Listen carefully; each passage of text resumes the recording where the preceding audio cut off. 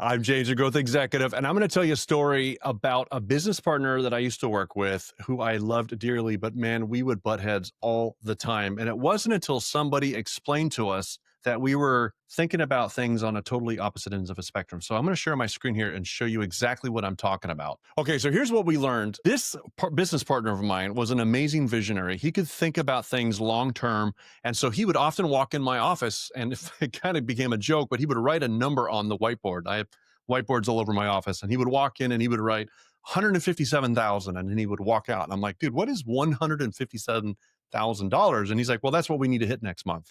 I'm like, okay, great, that's fine. We just did 125,000 last month. Can we just celebrate that we hit 125? Where did 157 come from? And he's like, well, if we did 157, then times 12 is this, and times 30 is that, and current growth rate is, and that was great, right? Which is fine. 50 grand, no big deal. We'll hit it, right? But then he started walking in. He's like 1.6 million. I'm like, well, dude, like, is that next year? What's 1. Oh, no, that's not a quarter. I'm like, okay, man. I mean, no disrespect, but how the heck are we going to go from 157 to 1.6 in 90 days? Like, he's like, well, he's just like, he'd wave his hands around and then he'd walk out. And I'm like, this guy is nuts, right? So ultimately, we ended up doing quite well in our business and selling it. And at our going away party, he brought a bunch of balloons to me. And he says, James is my professional balloon popper, because I would walk into his office with ideas and he would pop them, right? And here's what we learned about each other. He was what's called a visionary. He would think in terms of like big numbers, didn't really have any science behind it, had no idea really what he was talking about. To him, the how wasn't really the problem. That was my problem, right? So he was thinking like the why 1.6 million mattered, what we needed to do to kind of get there on a high level. But he was thinking like a visionary, and I was a tactical strategy guy.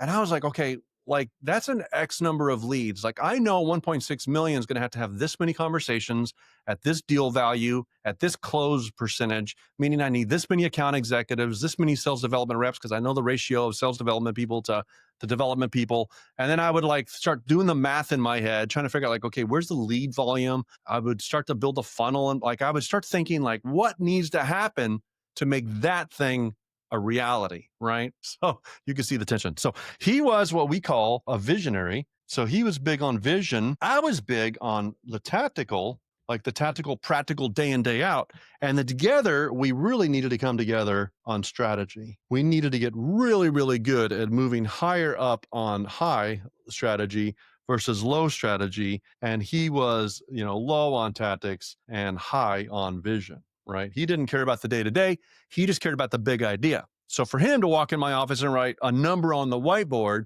that was his job. Like, job done. I'll be on vacation. Call me if you need me, kind of thing, right? And I would just sweat the bullets and be like, man, how are we going to pull this off, right? So together we learned through a coach and consultant to come in together and think about what our strengths were, and then how he would begin to communicate with me, hey, this is what I'm thinking. This is why it matters. And then I would start to communicate, hey, I hear you. That's amazing. I love your dream, but a dream without a plan is a hallucination. So I'm going to go build the plan. I'm going to come back and present you with a plan. And it might not be 1.6, it might be 1.3, or it might be 1.8, but we're going to have a plan. And then together we can build a strategy to get to that place, right? Which is ultimately what was our unlock and why we work so well together. His strength, my strength, coming together with a facilitator, we got there, right? Perfect. Now, again, a vision or dream without a plan is a hallucination. You got to have a plan.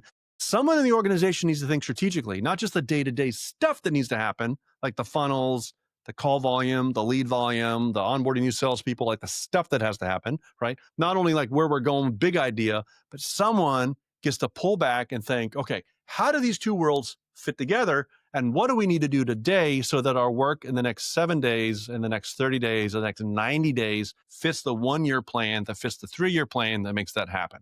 Because things like that don't happen by accident. It's growth by intention, and intention is set by really working out your plan. Okay? So if you're just curious in a conversation with you, where do you feel like you are stronger? Are you bigger on the visionary side, or are you more of a tactical, practical person?